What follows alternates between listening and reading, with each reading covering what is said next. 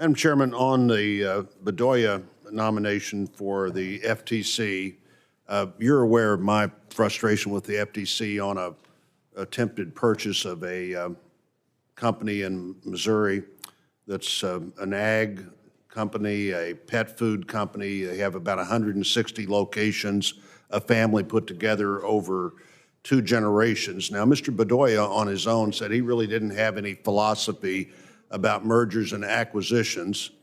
I personally think the philosophy at the Trade Commission, at the Federal Trade Commission on this topic is really misguided right now.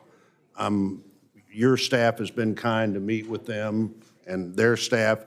They are just not responsive. You know, this is a company being bought by a slightly bigger company, but a company with the same culture. They could have easily sold to a private equity group, didn't want to do that.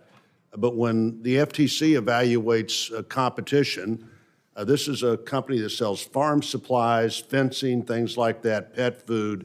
The FTC believes that Home Depot is not a competitor, that Lowe's is not a competitor, that Chewy is not a competitor, that Amazon is not a competitor, unless you have an exact duplicate of this company that's been pieced together over 2 generations and doing various things.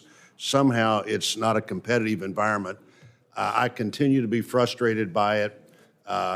If this nominee goes to the floor, I'll put a hold on his nomination until the FTC is more responsive and more reasonable about looking at this and other potential acquisitions that I'm aware of. And I do want to thank you and your staff for sharing my interest in this, but it appears not to have made much difference that we're interested in it.